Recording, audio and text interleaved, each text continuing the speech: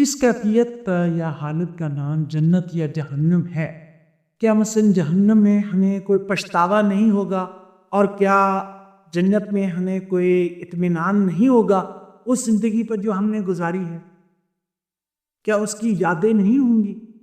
اس زندگی میں جنت کے اندر اول ایک ایسی چیز ہے جس کے بارے میں صرف آپ اس زندگی پیک کی بات کر رہے ہیں. جی، اس وقت جنت جو ہے آپ یوں سمجھ لو کہ آج کا دن یا آج کا لمحہ آپ بیٹھے ہو، پتہ نہیں کون سے سال کی کون سے دن میں بیٹھ کر آج جون کو ملنا آج کی تاریخ، سارا آپ کا ذاتی گزرا ہوا ماضی وہ آپ کے ساتھ موجود ہے یاد کی شکل میں.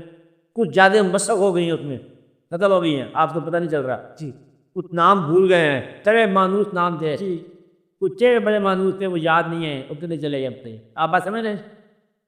سارا ماضی ایک خیال ہے، وہم. سارا مستقبل ایک تخیل ہے، چاہے حسین ہی ہو. انسرٹن ہے، آئے یا نہ آئے. گزشتہ جو ہے اختیار سے باہر ہے کہ نکل گیا ہاتھ سے.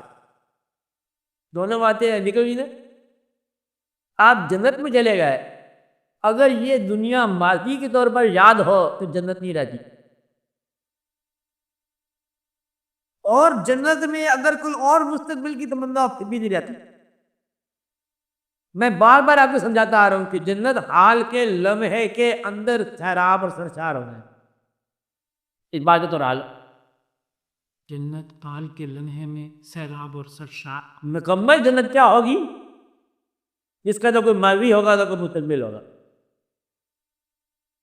تو ہم بھی بہت صاحب حال ہی ہو جائیں. آپ بھی ہو گئے. جنت میں پچھتاوا نہیں ہوگا. جنت دوزخ میں، جی، دوزخ میں جانے سے پہلے لمحے کی بات ہے. کافر ایک بات کہے گا، کاش میں مٹی ہوتا. بس اس کے بعد دوزخ میں ڈالا نہیں. یا جنت میں مطلب ڈالا نہیں کہ پھر وہاں جنت میں کسی نے ایک درختوں کے سائے میں چڑھ کے ایک تقریر کا ڈالی، اے شاہبان اہل جنت آج سے ہم یہ فیصلہ کرتے ہیں. نہ، ایسا نہیں ہوگا. جنت کے معنی حال میں مت ہونا. آپ قرب خداوندی میں رہنا. اور قرب خداوندی کی دلیل یہ ہے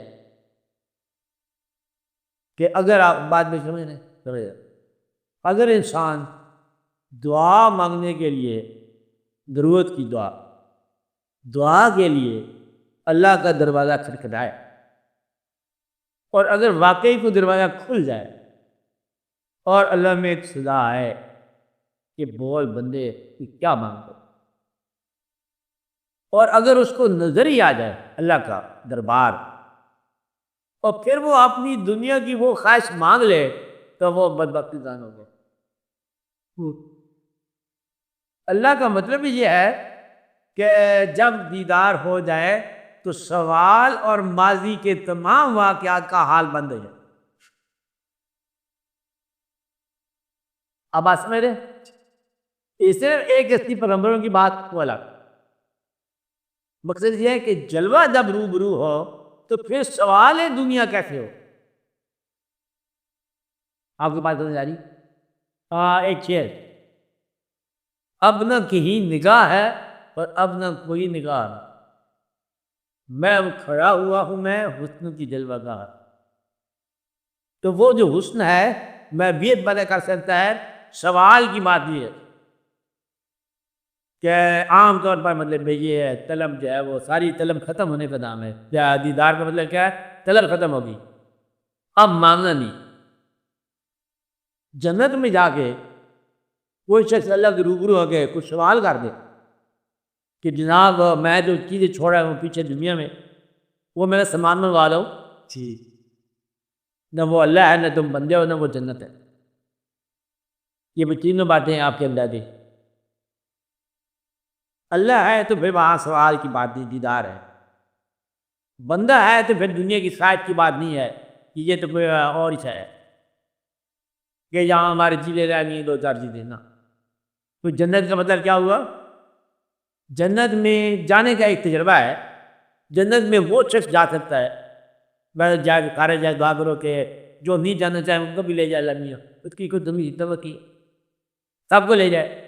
لیکن میں ایک بات ہوں کہ وہ آدمی جنت میں جانے کا اہل ہے جس کو نہ ماضی کی بد پریشانی ہو نہ مستقبل کی پریشانی،